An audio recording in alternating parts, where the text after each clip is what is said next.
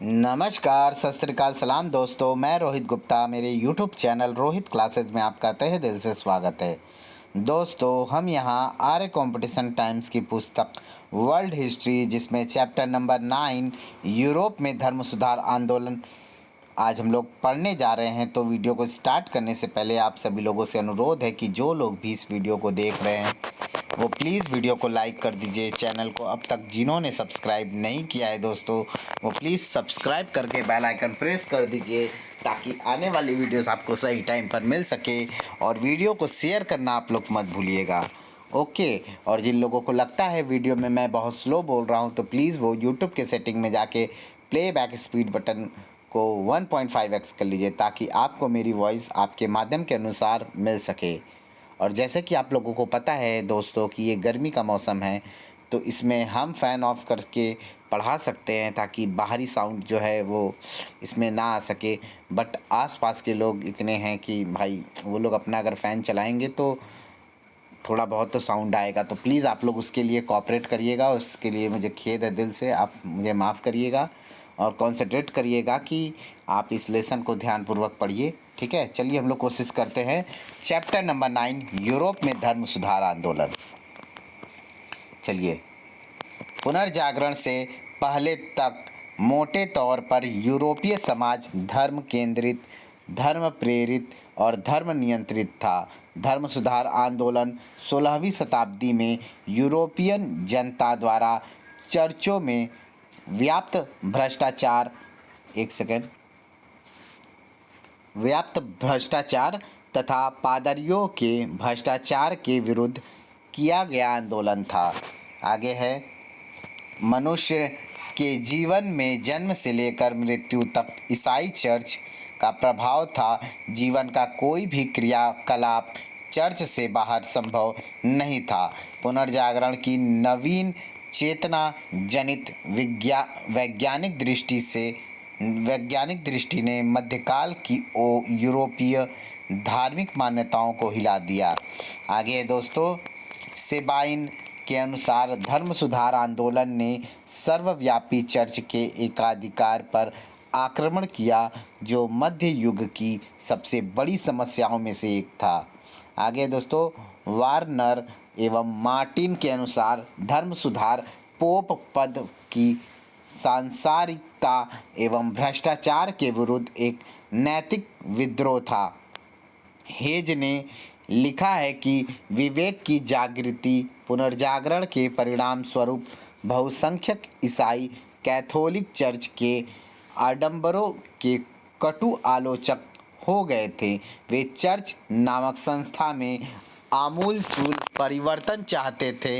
इसी सुधारवादी प्रयास के परिणाम स्वरूप जो धार्मिक उथल पुथल हुई और जिसके कारण ईसाई धर्म के नवीन धार्मिक संप्रदाय अस्तित्व में आए, इसी को धर्म सुधार आंदोलन कहते हैं। आगे दोस्तों, धर्म सुधार आंदोलन के दो मुख्य उद्देश्य थे। पहला, यूरोप के ईसाइयों के आध्यात्मिक और नैतिक जीवन को उन्नत कर मौलिकता प्रदान करना, और दूसरा, रोम के कैथोलिक पोप में व्याप्त अनैतिकता, भ्रष्टाचार, सांसारिकता, विलासिता एवं असीमित अधिकारों के असात्विक उपयोग को नष्ट करना था, ठीक है। यूरोप में चर्च का राज्य असीमित था। मनुष्य आजीवन चर्च द्वारा संपादित 7 संस्कारों में बंधा रहता था। ये संस्कार पादरी द्वारा संपन्न कराए जाते थे। शिक्षा चर्च के प्रभाव में चर्च द्वारा ही दी जाती थी। आगे है, मनुष्य के नैतिक जीवन एवं मोक्ष प्राप्ति हेतु चर्च अपरिहार्य था। चर्च का इतना प्रभाव था कि वह भी राज्य के समान कर वसूल करता था। आगे है, ईसाई जगत के इस धार्मिक साम्राज्य के संगठनात्मक ढांचे का अध्यक्ष रोम का बिशप होता था, जिसे पोप के नाम से पुकारा जाता था। आगे है, उसका निर्वाचन विशेष पादरियों द्वारा किया जाता था जिन्हें कार्डिनल कहा जाता था। पोप कैथोलिक चर्च का सर्वोच्च नियम निर्माता, सर्वोच्च न्यायाधीश और चर्च की संपूर्ण गतिविधियों तथा वित्त व्यवस्था का सर्वोच्च प्रशासक होता था। आगे है, सम्राट भी पोप के समक्ष नतमस्तक होने को बाध्य थे।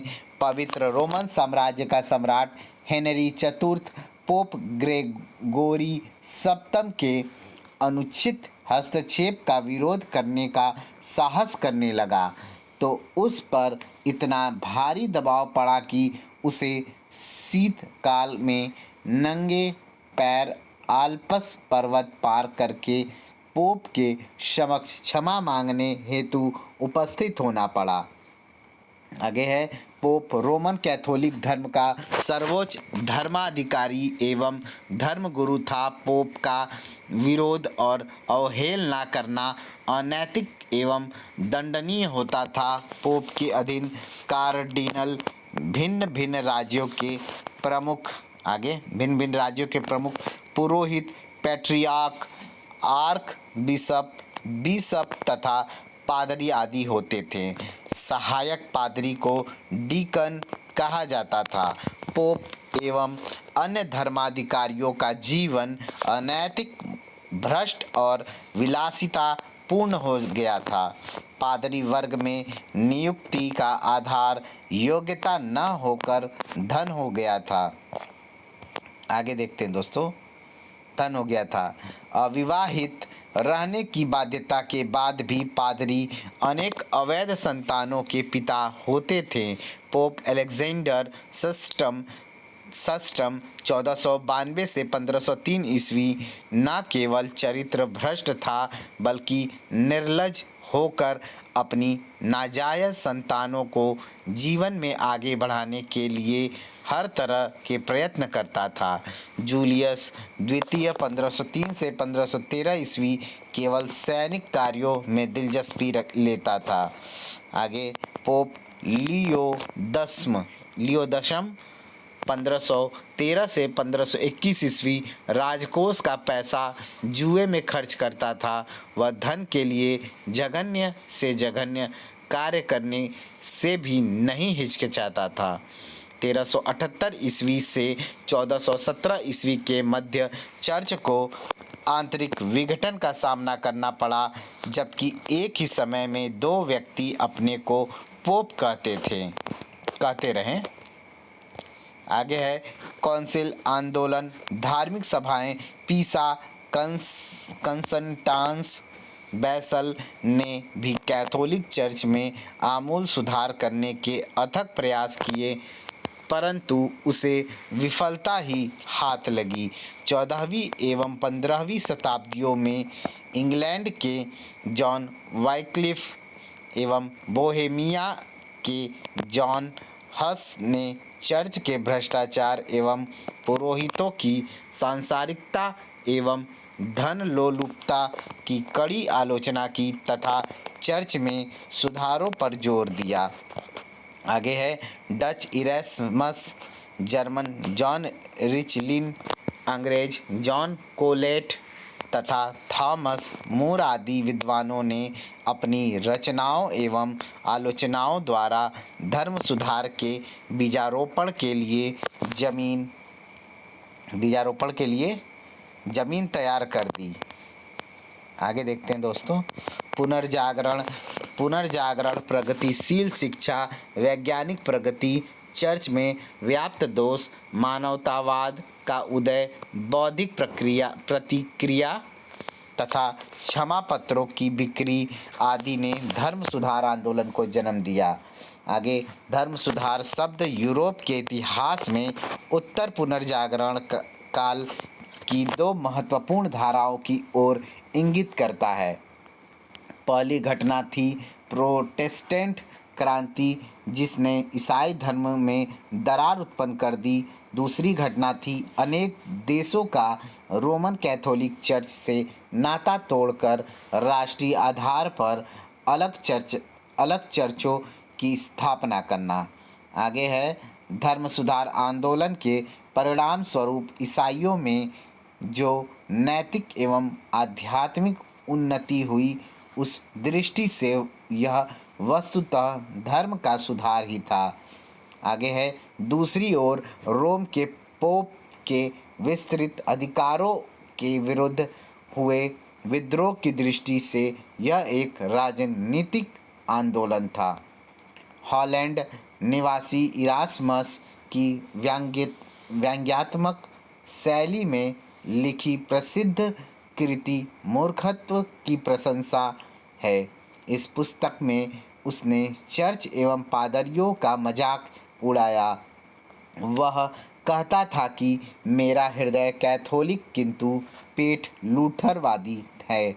उसने ईसाई धर्म के मूल सिद्धांतों के प्रचार हेतु न्यू टेस्टामेंट का 1516 ईस्वी में नया संस्करण निकालकर धर्म की उत्पत्ति की व्याख्या की।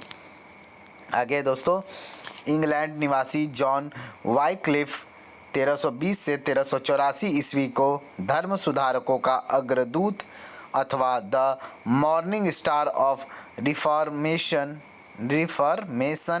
कहा गया।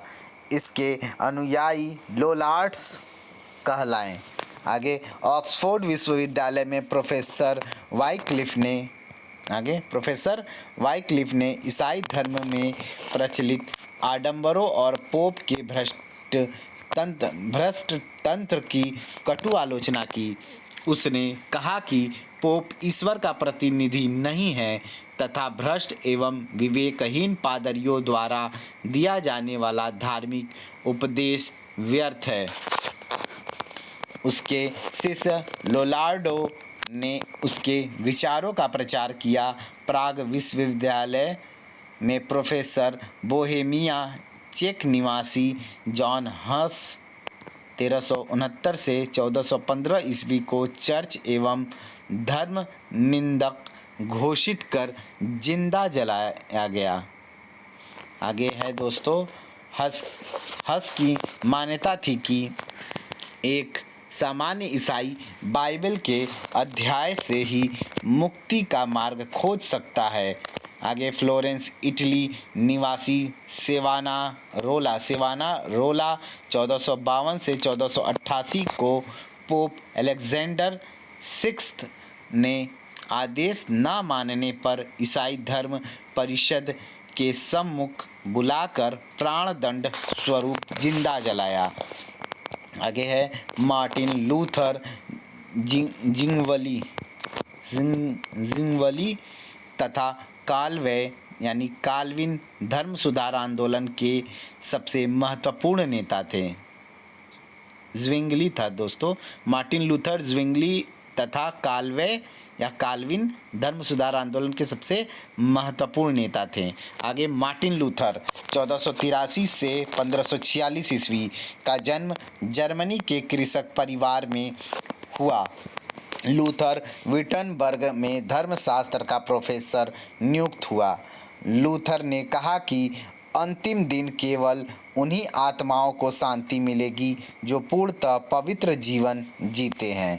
मार्टिन लूथर ने 1511 ईस्वी में रोम की यात्रा की, जहां लूथर भ्रष्ट एवं अनैतिक जीवन बिता रहे पोप एवं धर्माधिकारियों को देख दुखी हुआ।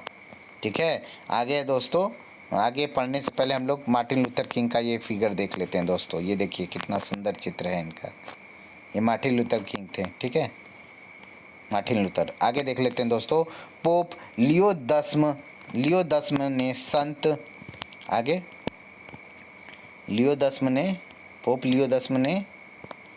ने संत पीटर गिरजाघर के निर्माण हेतु धन इकट्ठा करने वास्ते पाप मोचन पत्र बनवाए, जिन्हें खरीद कर कोई भी ईसाई अपने पापों से मुक्ति प्राप्त कर सकता था। आगे है दोस्तों, आर्क बिशप अल्बर्ट को पोप ने यह कार्य सौंपा, जिसने एक पादरी टेटजल को इन क्षमा पत्रों की बिक्री हेतु अधिकृत किया। आगे पोप लियो 10 के प्रतिनिधि पादरी टेटजल द्वारा क्षमा पत्रों या पोप मोचन पत्रों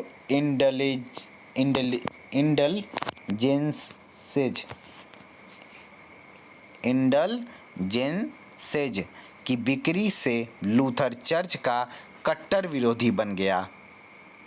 आगे दोस्तों 1517 ईस्वी में पादरी टेटजल जर्मनी के विटनबर्ग पहुंचा, जहां मार्टिन लूथर ने इन क्षमा पत्रों की बिक्री का भारी विरोध किया।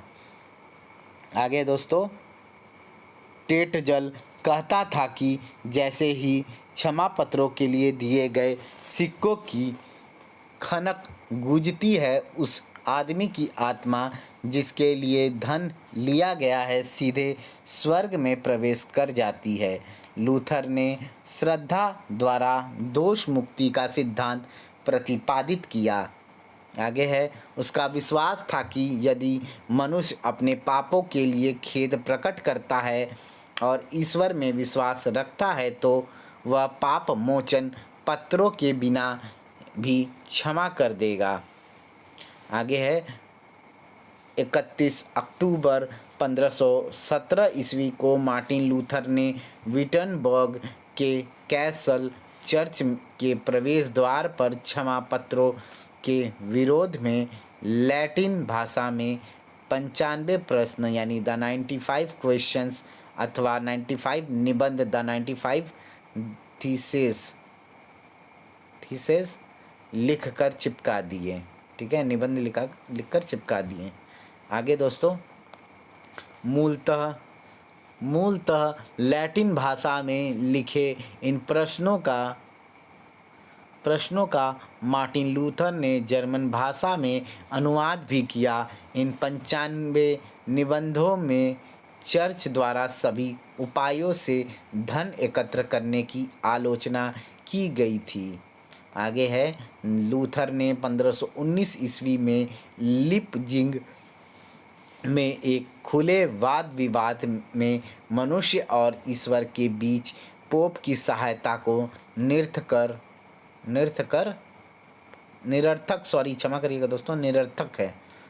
हम पढ़ रहे हैं, सहायता को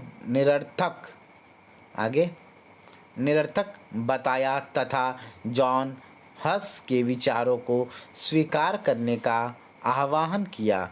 यह चर्च की निरंकुश सत्ता पर लगाया गया आपेच था, जिसके परिणाम भी गंभीर हो सकते थे। इस बीच उसने 3 लघु पुस्तिकाएं पैम्फलेट प्रकाशित की। आगे है, मार्टिन लूथर द्वारा लिखित 3 परिपत्र हैं। क्या हैं देखें, आइए देखते हैं। मार्टिन लूथर द्वारा लिखित 3 परिपत्र। नंबर 1, जर्मन सामंत वर्ग को संबोधन। नंबर 2, ईश्वर के चर्च की बेबीलोनियाई कैद। नंबर 3, ईसाई मनुष्य की मुक्ति। ठीक है, आगे देखते हैं। 1521 ईस्वी में रोमन सम्राट चार्ल्स पंचम ने वर्मर्स नगर में आयोजित जर्मन राज्यों की धार्मिक सभा में लूथर को भी आमंत्रित किया, जहां उसे पोप विरोधी विचार एवं व्यवहार त्यागने की चुनौती दी गई।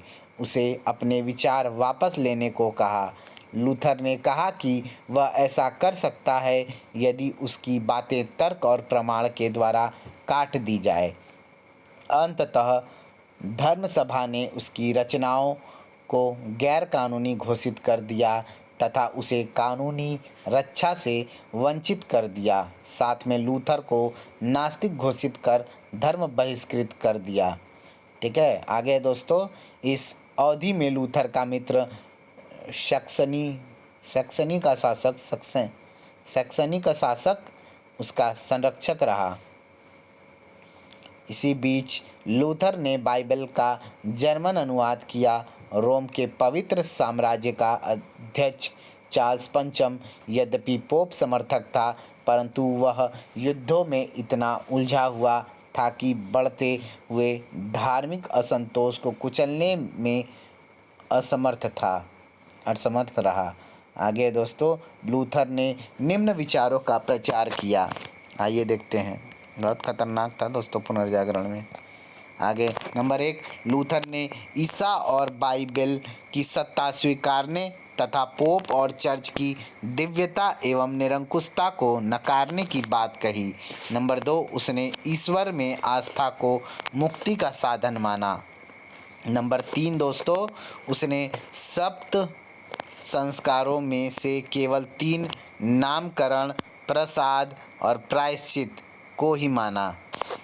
नंबर 4, रोम के चर्च के प्रभुत्व का अंत करके राष्ट्रीय चर्च की शक्ति को सबल बनाने की वकालत की। नंबर 5 दोस्तों, चर्च के भ्रष्टाचार को रोकने के लिए पादरी लोगों को विवाह करके सभ्य नागरिकों की तरह रहने की अनुमति दी जाए। नंबर 6, धर्म ग्रंथ सबके लिए हैं, सभी उनसे ज्ञान प्राप्त कर सकते हैं। आगे दोस्तों, कार्ट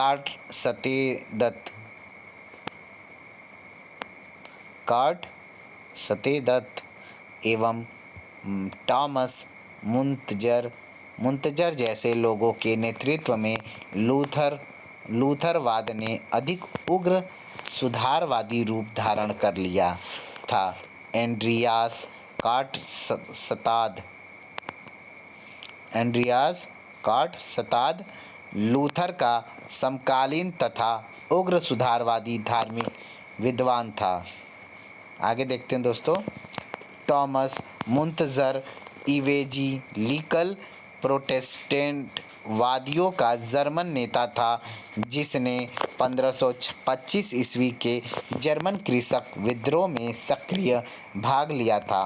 केंद्रीय एवं दक्षिण पश्चिम जर्मनी में 1525 ईस्वी में कृषकों के विद्रोह की शुरुआत हो गई।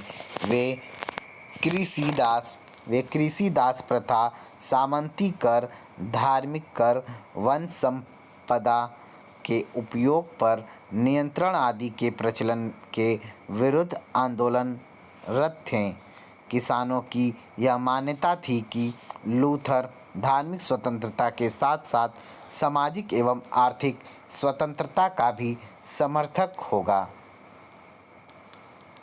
होगा, परंतु इसके विपरीत लूथर ने विद्रोह को दबाने में शासकों एवं जमींदारों का साथ दिया।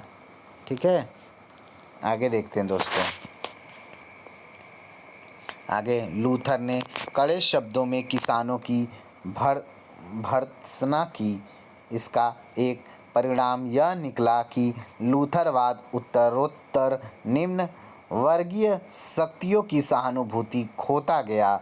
लूथर का मान्यता था कि किसान विद्रोह के अधिक व्यापक हो जाने से अशांति बढ़ेगी और यदि ऐसा हुआ तो उसके विचारों का प्रसार अवरुद्ध हो जाएगा। आगे है दोस्तों, गरीब और निरक्षर किसानों से उसे अधिक सहायता नहीं मिल पाएगी, जबकि शासकों और मध्य वर्ग के सहयोग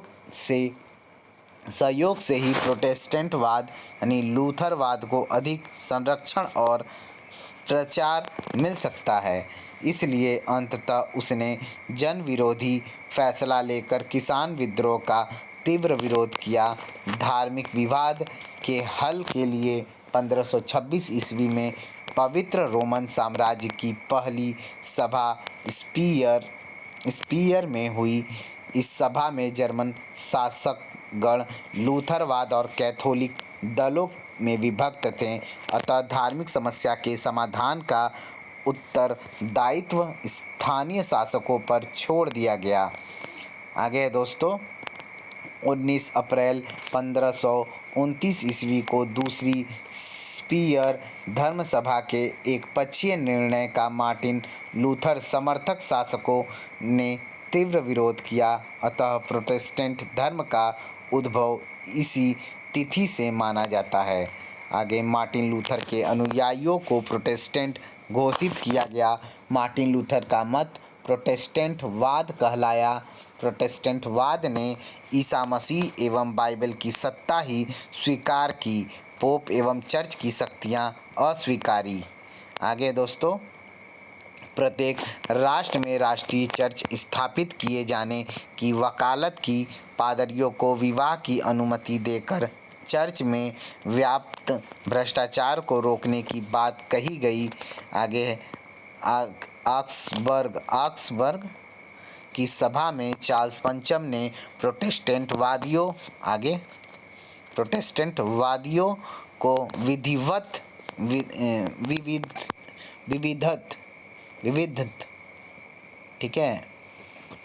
विविध रूप से अपने सिद्धांत प्रस्तुत करने का आदेश दिया, तो उन्होंने परिपत्र के रूप में अपने सिद्धांत प्रस्तुत किए, जिन्हें ऑक्सबर्ग की स्वीकृति 1530 ईस्वी कहते हैं। ठीक है, 1530 ईस्वी में हुआ था। आगे, पवित्र रोमन सम्राट चार्ल्स पंचम ने लूथर समर्थक शासकों के दबाव और अन्य परिस्थितियों से बाध्य होकर 1532 ईस्वी में युद्ध विराम संधि की, जो 1546 ईस्वी तक जारी रही। जर्मनी में पुनः 1546 ईस्वी से 1555 ईस्वी तक भीषण गृह युद्ध, धार्मिक रक्तपात चलता रहा। 1555 ईस्वी तक ऑक्सबर्ग स्वीकृति को स्वीकार न कर संघर्ष के बाद पवित्र रोमन सम्राट चार्ल्स पंचम ने पद त्याग दिया तथा दीर्घकालीन गृह युद्ध के भयंकर दुष्परिणामों से विवश होकर उसके उत्तराधिकारी सम्राट प्रिंस फर्डिनेंड ने जर्मनी के प्रोटेस्टेंटों के साथ ऑक्सबर्ग समझौता संधि कर लिया। आगे है ऑक्सबर्ग की संधि 1555 ईस्वी में रोमन साम्राज्य के अध्यक्ष प्रिंस फर्डिनेंड तथा प्रोटेस्टेंटों के मध्य हुई। इस संधि अथवा समझौते के तहत पॉइंट है पहला, प्रत्येक शासक को अपना एवं अपने राज्य की जनता का धर्म चुनने की स्वतंत्रता दी गई। आगे नंबर 2 है दोस्तों, लूथर के अलावा अन्य किसी धर्म मत को मान्यता नहीं दी गई। नंबर 3, 1552 ईस्वी से पहले प्रोटेस्टेंट लोगों ने चर्च की जो जायदाद अपने अधिकार में ले ली थी वह उनकी मान ली गई। नंबर 4, कैथोलिक क्षेत्रों में बसने वाले लूथरवादियों को धर्म परिवर्तन के लिए विवश नहीं किया जाएगा। ठीक है, ये 4 पॉइंट थे। ऑक्सबर्ग की संधि द्वारा लूथर के धर्म सुधार आंदोलन को मान्यता दी गई, परंतु अन्य प्रोटेस्टेंट संप्रदायों जैसे कि ज्विगलीवाद तथा काल्विनवाद को कोई मान्यता नहीं मिली। आगे देखते हैं। आगे दोस्तों, केवल विश्वास द्वारा पाप मुक्ति का सिद्धांत मार्टिन लूथर का था। ठीक है, आगे दोस्तों हमारे उल्रिक ज्विगली 1484 से 1531 का जन्म जो है वो स्विट्ज़रलैंड के टोगेनबर्ग प्रांत में 1484 ईस्वी में हुआ था। वह बाइबिल की सर्वोच्च सत्ता को स्वीकार कर कैथोलिक धर्म में व्याप्त रूढ़ियों का विरोध करता था। राजनीतिक कारणों से वह कैथोलिक चर्च का विरोधी बन गया था। ठीक है, ये दोस्तों इसका फिगर है यहाँ पे, आइए देखते हैं उसको। देखिए दोस्तों, ये है उल्रिक ज्विगली, इनका फिगर है। ठीक है, चलिए आगे बढ़ते हैं।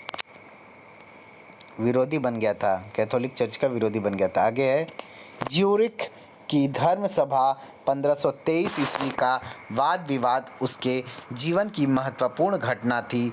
इसी दौरान उसने 67 प्रसंग लिखे थे। ज्विगली ने 1525 ईस्वी में कैथोलिक चर्च से नाता तोड़कर नवीन सुधारवादी चर्च की स्थापना की। आगे है, वह स्विट्जरलैंड में हुए गृह युद्ध के दौरान 1531 ईस्वी में मारा गया। कापेल की संधि द्वारा स्विट्जरलैंड भी दो भागों कैथोलिक एवं प्रोटेस्टेंट में बट गया। आगे है, ज्विगली ईसा के पवित्र भोजन यूखारिस्ट के प्रश्न पर मार्टिन लूथर से भिन्न विचार रखता था। ज्विगली सच्चे विश्वास द्वारा ही मोक्ष प्राप्ति होने में विश्वास रखता था। लूथर ने कैथोलिक धर्म के तत्वांतरण के सिद्धांतों को अमान्य कर नए सिद्धांत द्वितत्ववाद का प्रतिपादन किया। ज्विंगली के साथ मार्टिन लूथर का वाद विवाद मारबर्ग। आगे दोस्तों, वाद विवाद मारबर्ग विवाद 1529 कहलाता है। आगे दोस्तों है, फ्रांस में जन्मा जॉन काल्विन या काल्वे 1509 से 1564 ईस्वी फ्रांस के सम्राट फ्रांसिस के विरोध के कारण स्विट्जरलैंड चला गया और ज्विंगली के संपर्क में आया। ये काल्विन है दोस्तों, देखिए इसका फिगर। आगे, जेनेवा काल्विनवाद का केंद्र था। ठीक है, ये है काल्विन, जॉन काल्विन। आगे दोस्तों, काल्विन ने कैथोलिक चर्च के समानांतर प्रोटेस्टेंट चर्च के सिद्धांत का प्रतिपादन करने के लिए एक महत्वपूर्ण पुस्तक ईसाई धर्म के आधारभूत सिद्धांत लिखी। ठीक है, ईसाई धर्म के आधारभूत सिद्धांत को लिखा था जॉन काल्विन ने। ठीक है, आगे दोस्तों, उसने प्रभु यीशु एवं बाइबल को ही मोक्ष प्राप्ति का माध्यम बताया। जर्मनी, नीदरलैंड, स्विट्ज़रलैंड और स्विट्ज़रलैंड में काल्विनवाद का सर्वाधिक प्रसार हुआ। धर्म सुधार जॉन काल्विन या काल्वे को प्रोटेस्टेंट पोप कहा गया। काल्वे की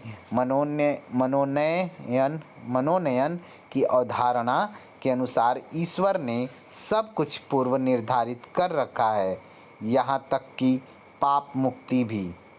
आगे देखते हैं दोस्तों, इस प्रकार काल्विन के लिए कर्म या आस्था से कोई फर्क नहीं पड़ता था, क्योंकि वह मानता था कि व्यक्ति की नियति पहले से ही निश्चित होती है, जबकि लूथर आस्था को मुक्ति का आधार मानता था।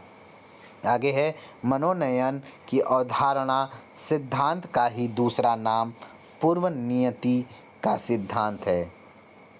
आगे देखते हैं दोस्तों, पूर्व नियति का सिद्धांत है। आगे है, काल्वे ने बाइबल का फ्रेंच भाषा में अनुवाद किया।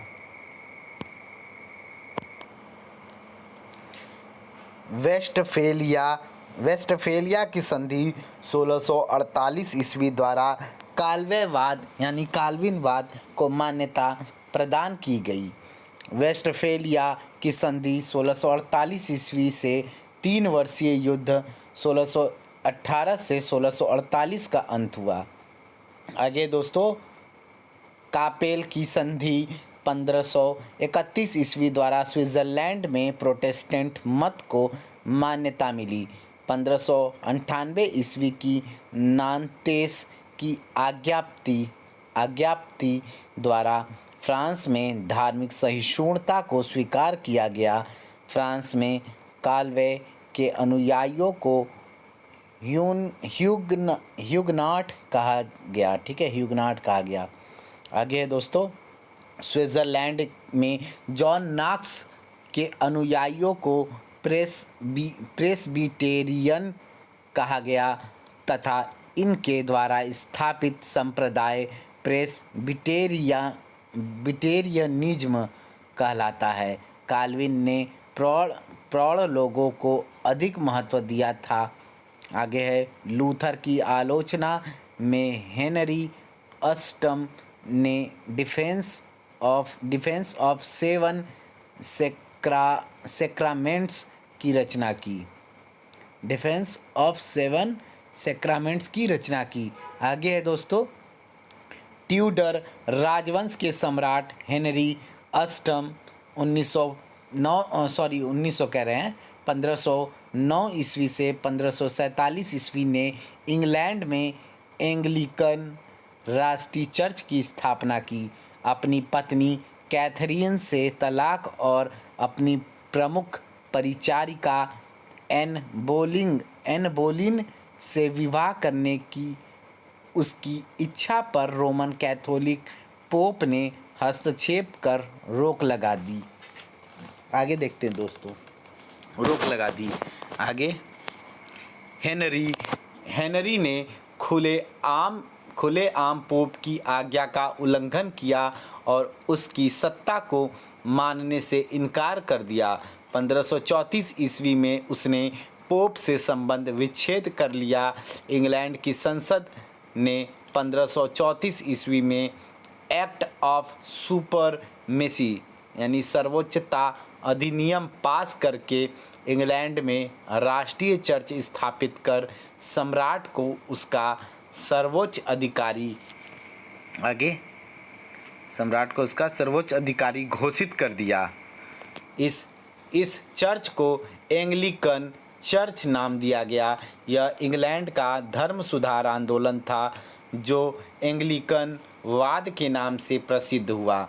आगे हेनरी की मृत्यु के बाद उसके उत्तराधिकारी एडवर्ड अष्टम ने प्रोटेस्टेंट विचारधारा को आगे बढ़ाया। इसके काल में बुक ऑफ कॉमन प्रेयर प्रकाशित हुई, जिसमें 42 सिद्धांतों की घोषणा की गई।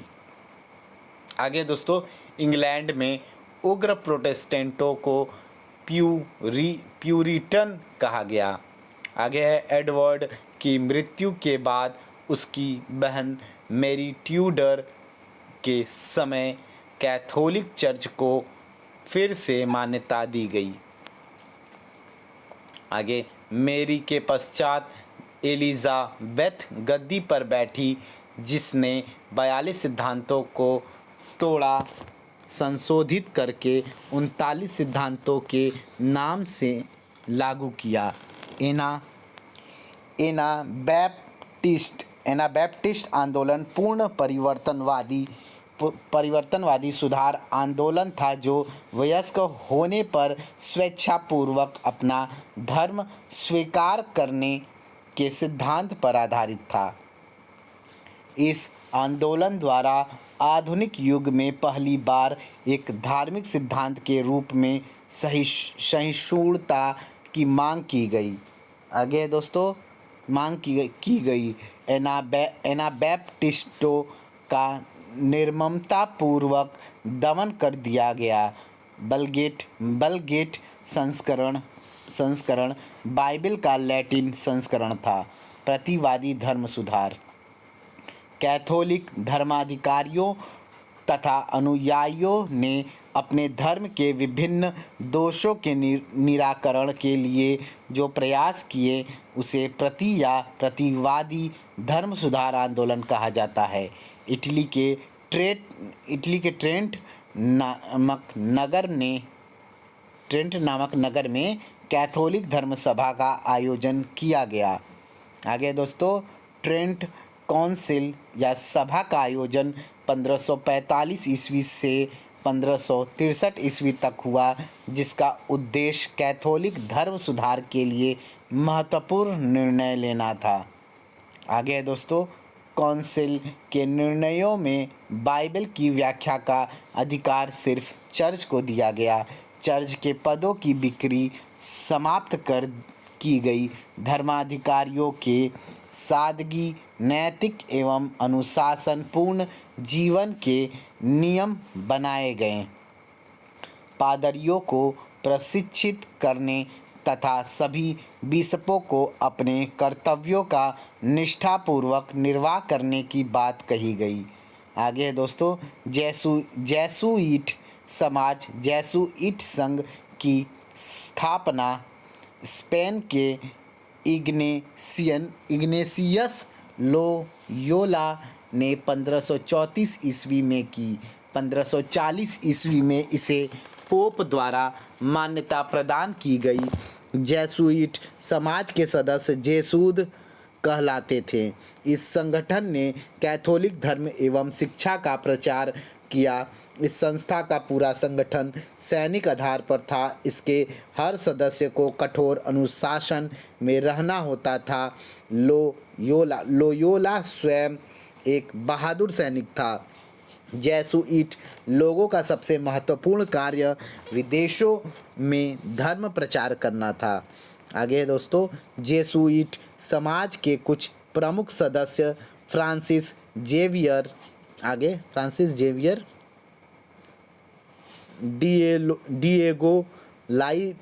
Diego Laynez, Peter Faber, Alfonso Salmeron, Nicolas Bobadilla और सिमाओ रॉड्रिग्स आदि थे। 2013 में जॉर्ज मारियो बारगोग्लियो पोप चुना जाने वाला प्रथम जेसुइट था और उसने अपना नाम फ्रांसिस नाम रखा। ठीक है। प्रोटेस्टेंट धर्म की प्रगति को अवरुद्ध करने के लिए जो संस्था सबसे शक्तिशाली एवं प्रभावपूर्ण सिद्ध हुई वह थी इंक्विजिशन। ठीक है, इंक्विजिशन। आगे 1542 ईस्वी में पोप पॉल तृतीय ने रोम में इंक्विजिशन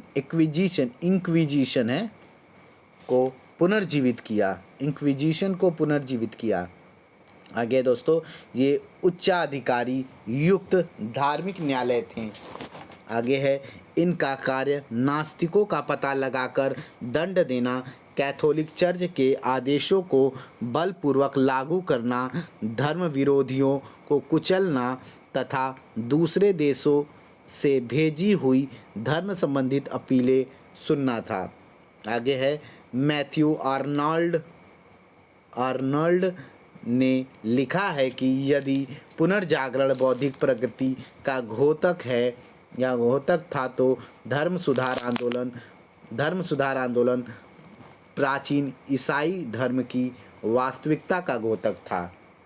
अब हम लोग आइए दोस्तों, हम लोग फैक्ट देख लेते हैं। ठीक है, फाइल फैक्ट चलिए इम्पोर्टेंट है और इसी के संग हम लोग लेसन को समाप्त भी करेंगे। ठीक है, चलिए आइए देखते हैं। 1511 ईस्वी में प्रसिद्ध मानवतावादी और धर्म सुधारक इरास्मस ने विख्यात पुस्तक मूर्खत्व की प्रशंसा लिखी। 1521 ईस्वी में पोप द्वारा लूथर को ईसाई धर्म से निष्कासित करना।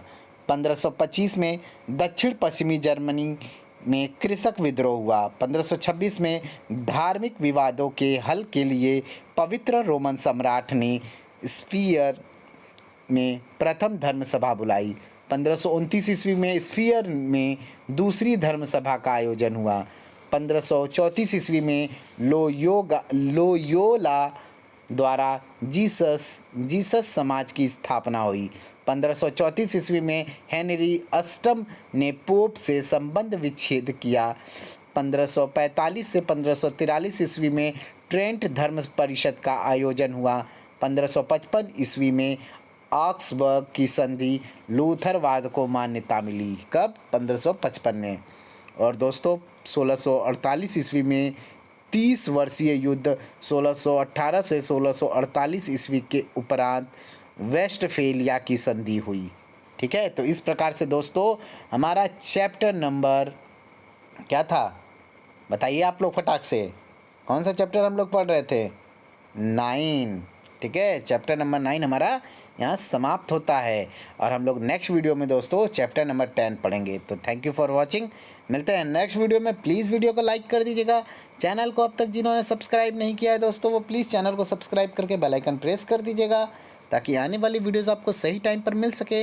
और वीडियो को शेयर करना मत भूलिएगा। और जिन लोगों को लगता है वीडियो में मैं बहुत धीरे धीरे बोला हूँ दोस्तों, तो प्लीज़ वो यूट्यूब के सेटिंग में जाकर प्लेबैक स्पीड बटन को 1.5x कर लीजिएगा, ताकि आपको मेरी वॉइस आपके माध्यम के अनुसार प्राप्त हो सके। ओके दोस्तों, और वीडियो में दोस्तों बाहरी फ्रिक्वेंसी जितनी भी होगी उसको नेगलेक्ट करके आप अपने पढ़ाई पर ध्यान दीजिएगा, क्योंकि अभी दोस्तों सीज़न ही ऐसा है कि हम चाहे कितना भी प्रयत्न करें कि साउंड ना आए, थोड़ा बहुत तो आएगा ही। ठीक है, हम कष्ट में रह सकते हैं, लेकिन आप लोगों की मदद के लिए और लोग तो इस कष्ट को नहीं देखेंगे ना। तो चलिए, आप लोग पढ़ते रहिए, स्वस्थ रहिए, मस्त रहिए, खूब पढ़ते रहिए। ठीक है, मिलते हैं नेक्स्ट वीडियो में। Bye bye, good night, take care, खूब पढ़ते रहिए, खूब बढ़ते रहिए। लव यू दोस्तों।